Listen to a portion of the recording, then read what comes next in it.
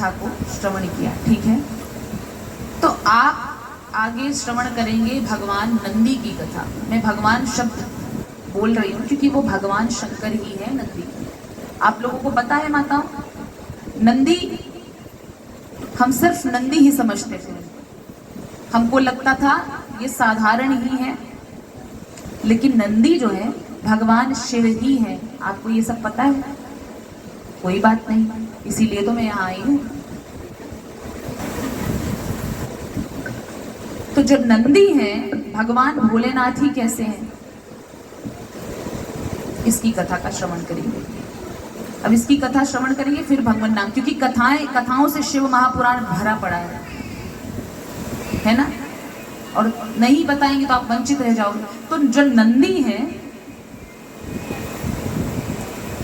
उनकी कथा या उनका प्रादुर्भाव कैसे हुआ, देखिए। शिलाद राज नाम के, शिलाद राज किस नाम के? शिलाद राज। तो शिलाद राज नाम के एक धर्मात्मा मुनि थे, ठीक है। बहुत ही धर्मात्मा थे, बहुत ही धर्मात्मा थे। ध्यान पूर्वक सुनिएगा, शिलाद राज नाम के एक धर्मात्मा मुनि थे, बहुत ही तपस्वी थे। अच्छा, उन्हें पुत्र नहीं था, तो उनके कुल गुरु ने उन्हें आज्ञा दी कि तुम तपस्या करो, भगवान भोलेनाथ की तपस्या करो, और जब भोलेनाथ खुश हो जाएंगे तो ऐसा कुछ भी नहीं है जो उनके लिए अदेय हो, वो सब कुछ दे पाने में सक्षम है। अब उनकी तपस्या में शिलाद राज लग गए। तपस्या इतना कठोर किया, भगवान भोलेनाथ को आना ही पड़ा।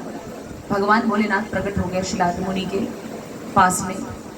बोलो शिलाद राज, तुम्हें क्या चाहिए, किस चीज की आवश्यकता है? तुमने बहुत कठिन तपस्या की है, मैं तुम्हारी तपस्या से प्रसन्न हूँ। तो शिलाद मुनि ने बोला, हे प्रभु, मुझे आप ही की तरह पुत्र चाहिए। किसकी तरह? आपकी तरह भोलेनाथ, आपके जैसे डिट्टो हूबहू पुत्र चाहिए। अब भगवान भोलेनाथ के जैसा कोई और हो सकता है क्या? भगवान भोलेनाथ ने कहा, मेरे जैसा तो सिर्फ और सिर्फ मैं ही हूँ, मेरे अलावा तो कोई मेरे जैसा हो ही नहीं सकता। अब मैं करूँ तो क्या करूँ? तो ठीक है, अब क्योंकि तुम संत हो, मैं तुम्हारी तपस्या से भी अति प्रसन्न हूँ, तो मैं अपने ही अंश से तुम्हारे कुल खानदान में पुत्र के रूप में अवतार लूंगा। बोलिए भक्त वत्सल भगवान की जय। तो भगवान ऐसा कहकर अंतर्ध्यान हो जाते हैं, अंतर्ध्यान हो जाते हैं, और शिलाद मुनि अपने पर्णकुटी यानी अपने आश्रम में आ जाते हैं। और आश्रम में आते हैं, यज्ञ अनुष्ठान की तैयारी करते हैं, और यज्ञ अनुष्ठान के लिए उन्हें क्षेत्र की जरूरत है, खेत की जरूरत है, खेत की जुताई होती है। पहले इतना शुद्धिकरण का ध्यान दिया जाता था कि जिस जगह पे यज्ञ अनुष्ठान होगा, यज्ञ में जो आहुति, जैसे आप लोग भी अंतिम दिन में आहुति डालेंगे, तो पहले गैया मैया जो होती हैं, देसी गैया मैया, उनके जो गोबर होता है, उपला जिसको आप बोलते हो, गीले गोबर से लिपाई होती थी, शुद्धिकरण होता था। तो गैया मैया का जो मूत्र होता था उससे मार्जन किया जाता था, पवित्रता होती थी उसमें। आजकल ये कहाँ है, आजकल तो फैशन ले लिया सबकी जगह। गैया मैया की आजकल तो रक्षा ही नहीं हो रही, गैया मैया बच ही नहीं रही है, तो कहाँ से उनका देसी गाय का गोबर कहाँ से मिलेगा? देसी गाय का मूत्र, गौमूत्र पूजा में इस्तेमाल किया जाता है, उससे शुद्धिकरण होती है, उस स्थान की शुद्धिकरण होती है। तो अब जो है उस खेत को जुताई करने का कार्य जो है शिलाद मुनि अपने हाथों से ही करते हैं। अच्छा, उस समय जब शिलाद मुनि खेत जोतने के काम में लगे हुए थे, उसी समय भगवान शिलाद मुनि की तेज से ही उनके समक्ष अपने स्वरूप में प्रकट हो जाते हैं। बोलिए भक्त वत्सल भगवान की जय। और उनका नाम क्या पड़ता है? नंदी। और नंदी का स्वरूप ही कैसा है? भगवान भोलेनाथ जैसा। शिलाद मुनि तुरंत हाथ जोड़कर खड़े हो जाते हैं कि हे प्रभु, मैं धन्य हो गया जो आप हमारे समक्ष हमारे पुत्र के रूप में आपने अवतार लिया प्रभु। अच्छा, लेकिन चूंकि ये भगवान भोलेनाथ ने अपना स्वरूप दे दिया है नंदी को, तो नंदी का ये स्वरूप सिर्फ और सिर्फ किसको पता है? शिलाद मुनि को, और लोगों को नहीं पता है। तो अब जो है हमारे जो भोलेनाथ हैं, नंदी का रूप धारण कर लिए हैं। नंदी का रूप धारण करके अपने पिता शिलाद मुनि के साथ उनके पर्णकुटी में जाते हैं। अच्छा, तो वहां पर क्या होता है? शिलाद मुनि को देखने के लिए दो देवता आते हैं। पहले देवता कौन आते हैं? मित्र, मित्र नाम के देवता। और दूसरे देवता आते हैं वरुण। वरुण और मित्र जो नाम के देवता हैं, वो शिलाद मुनि के पुत्र नंदी का दर्शन करने के लिए उनके आश्रम पर जाते हैं। उनके आश्रम पर गए, पहुंच गए, तो वहां पर मित्र देवता और वरुण देवता शिलाद मुनि से कहते हैं कि हे शिलाद मुनि, तुम्हारा ये जो पुत्र नंदी है ना, वो सिर्फ और सिर्फ 1 ही वर्ष तक जीवित रहेगा, उसके बाद वो मृत्यु को प्राप्त हो जाएगा। अब शिलाद मुनि तो छाती पीट पीट कर रोने लगे, अपने पुत्र को पकड़ पकड़ करके रोने लगे। नंदी को पता ही नहीं चल रहा भैया ये रो क्यों रहे हैं। पहले के बच्चों में वो शक्ति होती थी, चूंकि वो भगवान शिव ही है, उनका अंश है, तो कहते हैं हे पिताजी। अब कोई इतने स्पष्टता से बात कर सकता है क्या? छोटा सा बालक है, यदि 1 साल का बालक है, 6 महीने का बालक है, 8 महीने का बालक है, वो बात कर सकता है? नहीं कर सकता, तोतली अवस्था में बोलेगा। लेकिन चूंकि भगवान के यही अंग है नंदी जी, तो नंदी बड़े स्पष्ट रूप से अपने पिता को पूछते कि हे पिताजी, आपके दुख का कारण क्या है? आप इतना रो क्यों रहे हो? मुझे भी बताइए। कहते हे पुत्र, तुम 1 ही वर्ष तक जीवित रहोगे, बस उसके बाद मृत्यु को प्राप्त हो जाओगे। इन देवताओं ने मुझे बताया, मित्र और वरुण नाम के देवताओं ने। कहते हैं देखो पिताजी, आपको रोने की आवश्यकता नहीं है, मैं आपका ये जो दुख है ना उसको दूर कर दूंगा, मैं जीवित रह के दिखाऊंगा आपको, और मैं हमेशा हमेशा मैं अजर अमर होके दिखाऊंगा। अच्छा, तू तो इतना छोटा सा है, नन्हा सा है, तू तो 1 साल का ही है, तेरे अंदर उतनी कहां सामर्थ्यता है? तूने तो तप भी नहीं किया है, तो फिर तू किस बेसिस पे बोल रहा है, किस आधार पर बोल रहा है कि मैं अजर अमर को प्राप्त हो जाऊंगा?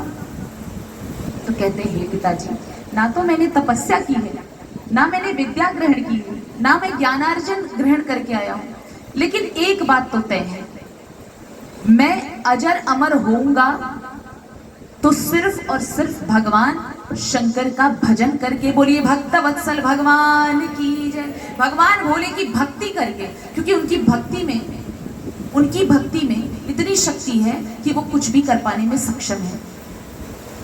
नंदी तुरंत कहते हैं पिताजी आप मुझे आज्ञा दो, ज्यादा नहीं, 1 साल 6 महीने का बस आज्ञा दो, वो चीज मैं करके दिखाऊंगा, अमरत्व प्राप्त करके ही दिखाऊंगा। तुरंत नंदी अपने पिता की आज्ञा को, शिलाद मुनि की आज्ञा को शिरोधार्य करते हैं, किसी वीरान जंगल में जाकर के तपस्या में लीन हो जाते हैं, और उनकी तपस्या से प्रसन्न होकर के भोलेनाथ और पार्वती मैया उनको साक्षात दर्शन देती हैं। हे नंदी बताओ तुम्हें क्या चाहिए? हे प्रभु ऐसी ऐसी बात है, मुझे अमरत्व चाहिए। तो कहते नंदी क्या तुम्हें ये मांगने की आवश्यकता है? नंदी नहीं है, तुम मेरे ही अंश हो नंदी, तुम मेरे ही अंश हो, तुम मेरे ही स्वरूप हो, जैसे मैं हूं वैसे ही तुम हो, और जहां मैं रहूंगा वहां सदा सदा तुम्हारा वास रहेगा, और जहां तुम रहोगे वहां सदा सदा मेरा वास रहेगा, और जहां तुम रहोगे वहां मैं नहीं रहूंगा, तो वहां पर दोनों में से किसी का अस्तित्व नहीं रहेगा, और जहां मैं हूं वहां तुम नहीं हो तो भी कोई अस्तित्व नहीं है। इसीलिए कहा जाता है शिवलिंग आप रखती हैं रखिए, लेकिन नंदी के साथ में। बोलिए भक्त वत्सल भगवान की जय।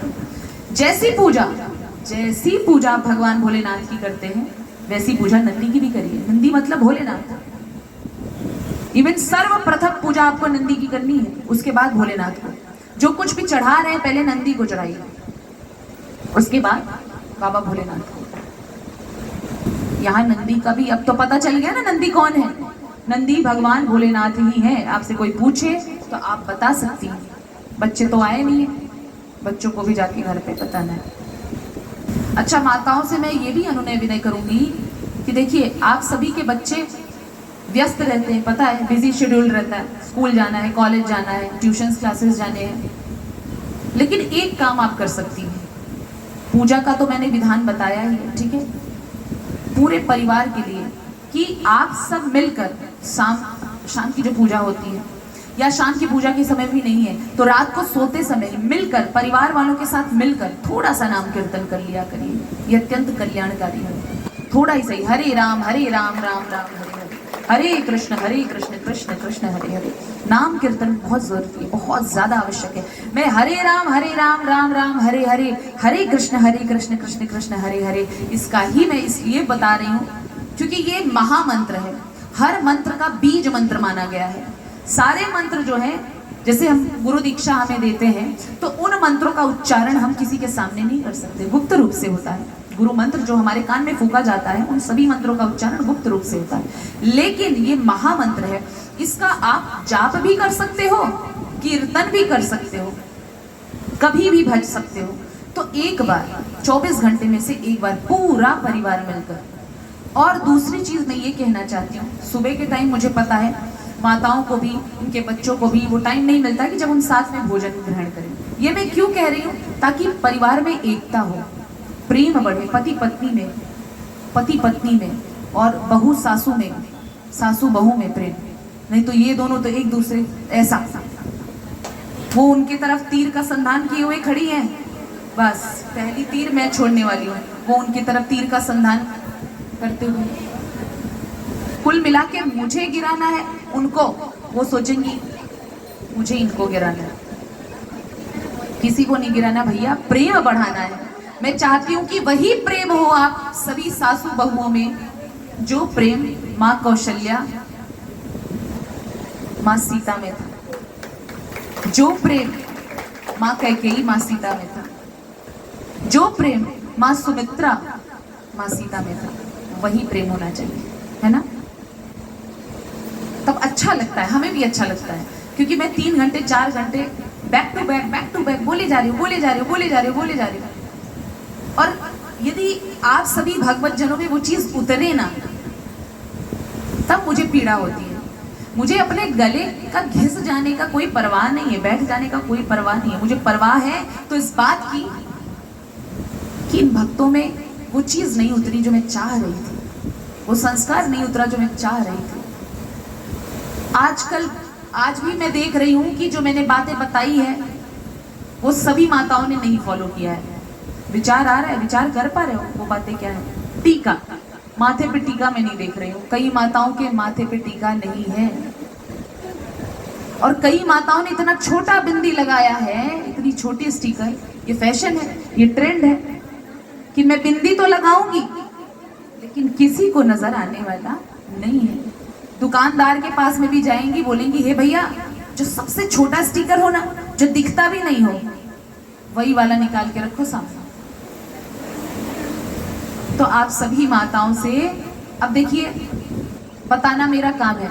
पार्वती खंड भी बताया, शिव महापुराण के रुद्र संहिता के पार्वती खंड में ये बात आती है कि जो माताएं यदि चाहती हैं उनका सुहाग हमेशा हमेशा बना रहे, उन माताओं को बड़े ही प्रेम पूर्वक सुहाग के लक्षण को, चिन्हों को धारण करना है। सिंदूर डालें तो वो आर्टिफिशियल नहीं होने चाहिए, पेंट वाला सिंदूर नहीं धारण करिए। आप सब चाहती हैं पति दीर्घायु हो, सभी माताओं का ये सपना होता है कि मैं जाऊं तो मेरी पहले मैं परम पति के पास में जाऊं। सभी माताओं के स्वप्न होता है कि अपने पति के कंधे पे जाऊं। सांसारिक पति, परम पति से मिलाने का कार्य मेरा कौन करे? सांसारिक पति। तो मुझे दिखना चाहिए। और टीका तो सभी माताओं, चाहे जो भी माता है, टीका तो सबको धारण करना है, ठीक है? शादीशुदा स्त्रियों को भी और जो बहनें उनको भी टीका, सबको मस्तक पर तिलक सबको धारण करना है। और जो सुहागिन स्त्रियां हैं उनको और भी चीजें हैं, मंगलसूत्र, हाथ में चूड़ी, ठीक है, पैरों में पायल, बिछुए, सारे चिन्ह धारण करके रखिए। ये नहीं कि जीन्स पहन लिया, टॉप पहन लिया, उसके बाद चलो फैशन में बिंदी हटा दो। अरे आप शादीशुदा हो, लक्षण दिखना चाहिए। और परिधान भी मैं तो आप सबों से यही हाथ जोड़कर प्रार्थना करूंगी, खुद भी सात्विक परिधान पहने, चाहे भाई लोग हो चाहे बहन लोग हो, और बच्चों को भी सात्विक परिधान। फैशन का मतलब ये नहीं आप अपने संस्कार भूल जाइए। माताओं की बड़ी प्रॉब्लम होती है, फिर हम बच्चों को दोष देते हैं। मैं बच्चों को बिल्कुल व्यासपीठ से दोष दूंगी ही नहीं, बच्चे सब अच्छे होते हैं। आप ढाल ही नहीं रहे हो। मिट्टी, यदि हम लोग कलश बनाते हैं, मिट्टी का दिया बनाते हैं, तो वो दिया अपने आप, मिट्टी तो दिया नहीं बन जाएगी ना, उसको आकार कौन देता है? हम सब आकार देते हैं, हम सब आकार देते हैं ना। तो हम आकार क्यों नहीं अच्छा दे पा रहे भाई? क्यों नहीं संस्कार दे पा रहे? मैंने आपसे ये बोला कि आप चलिए ठीक है, कोई भी विद्यालय में पढ़ाई, इंग्लिश मीडियम स्कूल में पढ़ा रही है पढ़ाइए, भाषा कोई बुरी नहीं है, भाषा कोई बुरी नहीं, लेकिन संस्कार देने का कार्य आपका होना चाहिए। स्कूल में जा रहे हैं बच्चे तो आप टीका लगा दीजिए, उनको टाइम नहीं है, वो यदि थोड़ा सा इधर उधर अगर हिचकिचा भी रहे हैं तो नहीं, तुमको लगाना ही, जो चीज है वो सबके लिए। पति को भी टीका लगाइए, तिलक लगाइए, इससे प्रेम भी बढ़ेगा। माताएं अपने पति को तिलक लगाएंगी, प्रेम भी बढ़ेगा। तिलक लगाइए, बिल्कुल बाहर कोई नहीं जाएगा बिना तिलक के। तिलक होना ही चाहिए, चाहे वो पुरुष हो चाहे वो स्त्री हो। लगा कर आएंगे कि नहीं?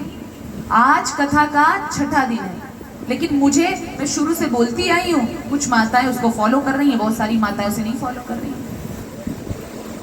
अब ऐसे करते करते 2-3 दिन बचे हैं, वो भी बीत जाएंगे, रिजल्ट कुछ रहेगा नहीं, मतलब है नहीं। फिर बाद में मुझे मत बोलना प्यार नहीं है, आपस में परिवार में प्यार नहीं है। अरे प्यार बढ़े इसलिए तो हम कुछ बता रहे हैं ना, कि साथ में कीर्तन भजन 24 घंटे में, रात में टाइम मिलता है सबको, और रात का भोजन कोशिश करिए, रात का भोजन देवियों कोशिश करिए कि बच्चे बहू बेटे सब मिल करके भोजन करो। जब हम मिल करके भोजन पाते हैं तो ये अत्यंत ही पुण्यदायी होता है, और परिवार में प्रेम बढ़ता है आपस में।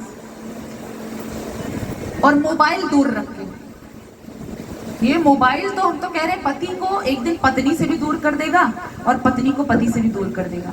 मोबाइल सबको सबसे दूर कर देगा, सारे के सारे रिश्ते खत्म हो जा रहे हैं महाराज मोबाइल के चक्कर में।